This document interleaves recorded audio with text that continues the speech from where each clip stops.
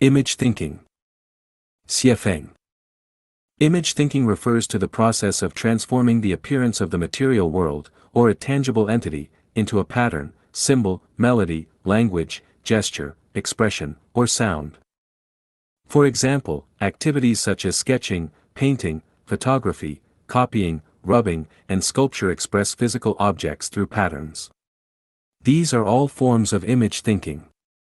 Similarly, cartography, whether it be maps, transistor circuit diagrams, architectural blueprints, process flowcharts, mechanical construction diagrams, assembly schematics, meridian charts, simplified musical notation, or staff notation, transforms physical entities into symbols, which is also an application of image thinking. Musical pieces such as A Moonlit Night on the Spring River, The Moon Reflected in Urquin, and the violin concerto Butterfly Lovers express the stories of nature and human experiences through melodies rich in emotional highs and lows, achieving a profound spiritual impact. This, too, belongs to image thinking.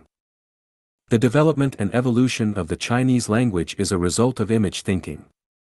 Our writing system began with pictographs, where visual symbols represented physical objects.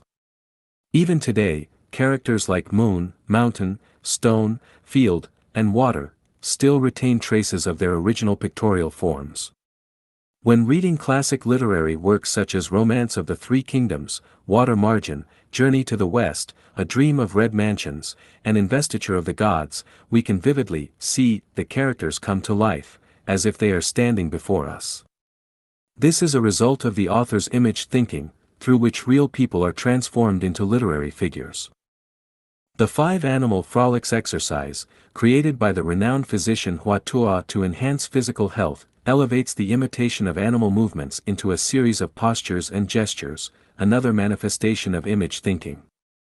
Theatrical performances, whether by Shakespeare or Lao Shi, rely on actors whose expressions and costumes are not genuine reflections of their personal emotions. Instead, the actors serve as vessels for their characters, vividly expressing their joy, anger, love, sorrow, and longing. This is yet another form of image thinking. Similarly, imitating dragon roars, tiger growls, frog croaks, dog barks, human shouts, horse neighs, insect chirps, and wolf howls also falls under image thinking.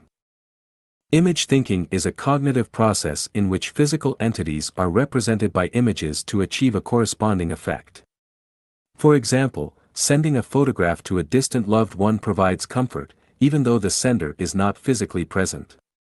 The landscapes and figures on a television screen are mere projections, yet their impact is nearly indistinguishable from that of real images. When watching television, we experience emotions, excitement, joy, anger, sorrow, anxiety, laughter, crying, shouting, because of how the images unfold before us. This is the effect of image thinking. Materialistic thinking, on the other hand, is direct, one-dimensional, and instinct-driven. 1 is 1, 2 is 2. It operates on basic impulses. When the wind blows, tree branches sway, this signals the arrival of cold, so one puts on a cotton coat. Hunger strikes, so one searches for food. Desire arises, so one takes action. There is little need for conscious thought, it is simply, I have no choice but to do this. Their daily actions are mechanical, passive, and obligatory, often accompanied by self-loathing, aversion, or a sense of resignation.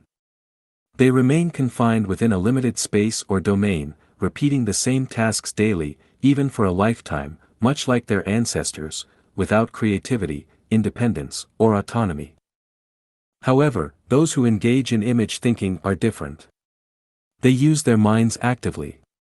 Their thought process is not I have no choice but to do this, but rather I choose to do this.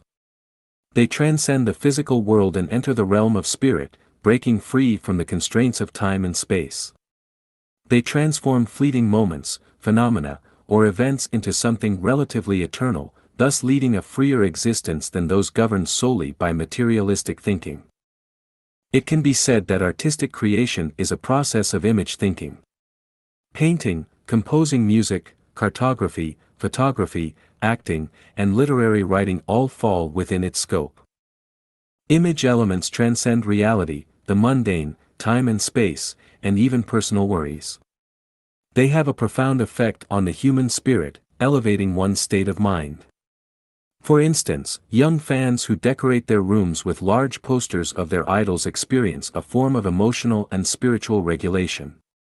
Similarly, when we internalize Lifechanyuan as our spiritual and emotional home, we can free ourselves from the suffering and burdens caused by worldly attachments, thus achieving a higher level of spiritual refinement. This is the transformative effect of elevating one's mode of thinking. It directly influences our lives and our very existence.